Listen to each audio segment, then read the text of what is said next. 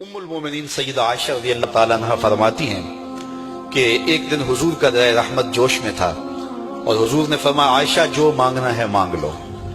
میں نے عرض کی یا رسول اللہ اگر آپ اجازت دیں تو میں اپنے باپ حضرت ابو بکر صدیق رضی اللہ تعالیٰ عنہ سے مشورہ نہ کر لوں کہ میں نے کیا مانگنا ہے؟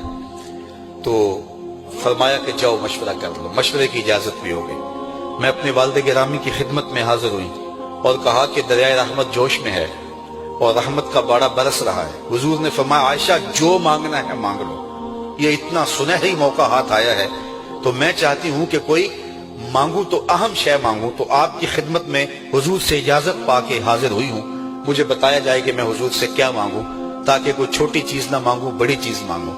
تو حضرت ابو بکر رضی اللہ تعالیٰ عنہ نے فرمایا کہ بیٹا حضور سے جا کے کہنا کہ معراج کی خلوت خاص میں اللہ نے آپ سے جو راز کی باتیں کی تھی ان باتوں میں سے ایک بات بتا دو۔ مانگا بھی تو علم مانگا، اور عائشہ میرے سے وعدہ کرو جو حضور بتائیں مجھے بھی آ کے بتانا ہے۔ ام المومنین حاضر خدمت ہو گئیں۔ حضور نے پوچھا عائشہ مشورہ ہو گیا؟ کہا جی حضور ہو گیا۔ کہا مانگو کیا مانگتی ہو؟ کہا حضور معراج کی خلوت خاص میں جب اللہ کے حضور حاضر ہوئے رب نے آپ سے راز کی باتیں کی تو ان باتوں میں سے ایک بات بتا دیں۔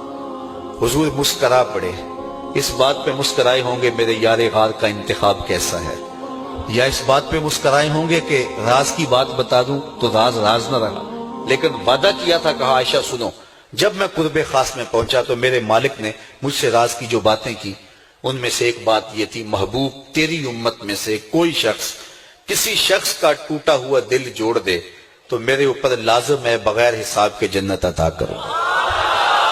ام المومنین بہت خوش ہوئی اور اپنے والد گرامی سیدنا ابو بکر صدیق رضی اللہ تعالیٰ عنہ کے پاس آئیں اور ساری کہانی سنائی۔ بہت خوش تھی، لیکن حضرت ابو بکر صدیق رضی اللہ تعالیٰ عنہ نے سنا تو رونے لگے۔ تو ام المومنین سیدہ عائشہ رضی اللہ تعالیٰ عنہ نے عرض کیا میرے والد گرامی یہ بات رونے والی تو نہیں ہے، ہم بسا اوقات کسی دکھی کے کام آ جاتے ہیں، کسی کا دکھڑا بیٹھ کے سن لیتے ہیں، کسی کی ڈھارس بنا دیتے ہیں، کسی کے کام آ جاتے ہیں، یہ تو بخشش کا بہانہ ہاتھ آ گیا اور آپ اس پہ رو رہے ہیں۔ تو فرمانے لگے عائشہ اس کو معکوس بھی پڑھو، تصویر کا دوسرا رخ بھی دیکھو، اگر کوئی شخص کسی کا ٹوٹا ہوا دل جوڑ دے تو بغیر حساب کے جنت میں جائے گا، اس کا دوسرا رخ یہ ہے اگر کوئی کسی کا دل توڑ بیٹھے تو سیدھا جہنم میں جائے گا۔ میں اس بات پہ رو رہا ہوں کہ ہم سے کسی کا دل نہ ٹوٹ گیا۔